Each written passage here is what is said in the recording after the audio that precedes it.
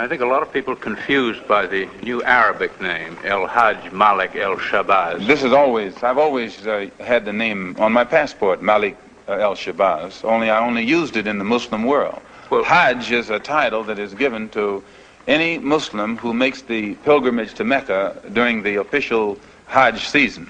Well, will you now use Shabazz and drop X? I'll probably continue to use Malcolm X and I'll probably use it as long as the situation that produced it exists. You don't... They have a new approach, a new appraisal. And this new appraisal and new approach has to be in tune with the reality of the conditions that we are in after having been thoroughly brainwashed by this blue-eyed white man.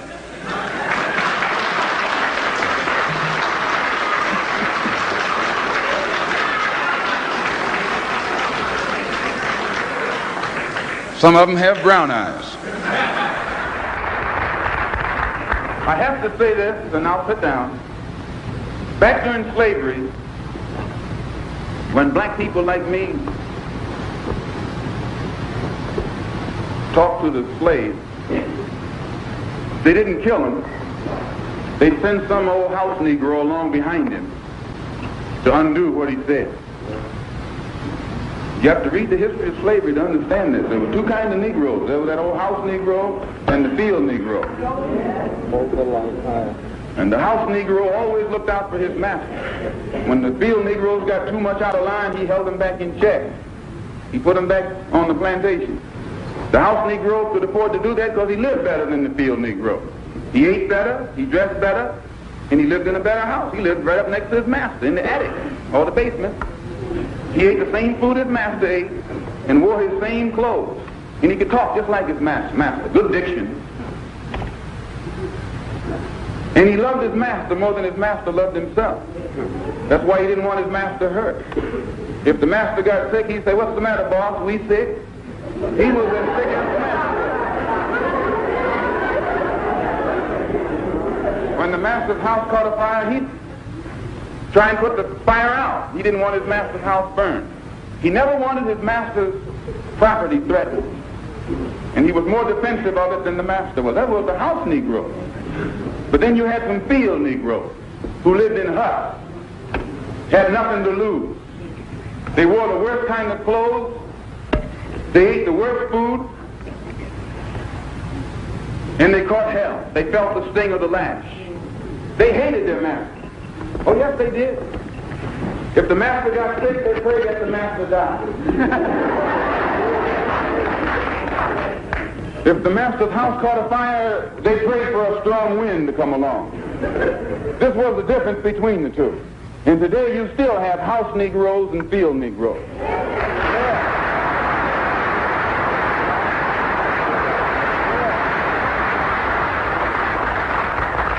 I'm a field Negro.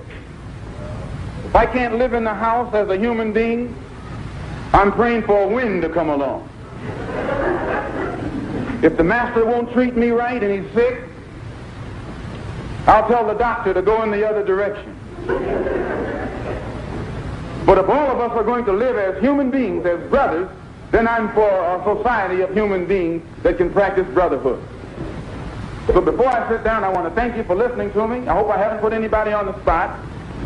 I'm not intending to try and stir you up and make you do something that you wouldn't have done anyway.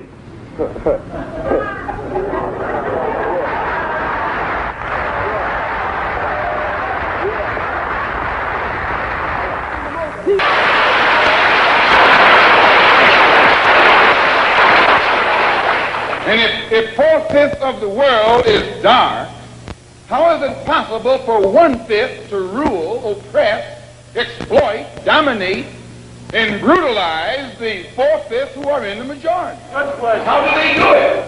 Divide and conquer. If I take my hand and slap you, you don't even feel it. It might sting you because these digits are separated. But all I have to do to put you back in your place is bring those digits together.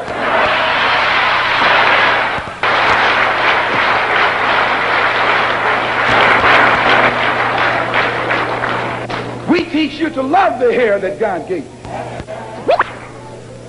Here you way out in the middle of the ocean, can't swim, and you worried about someone that's in the bathtub and can't swim.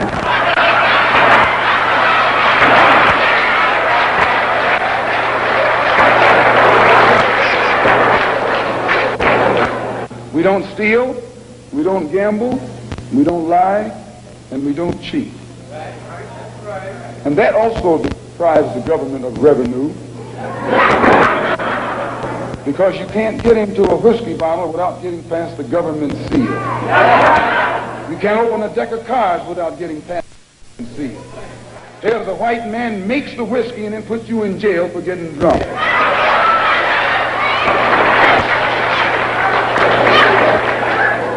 He sells you the cards and the dice and puts you in jail when he catches you using them. So he's against us because we fix it where he can't catch you anymore.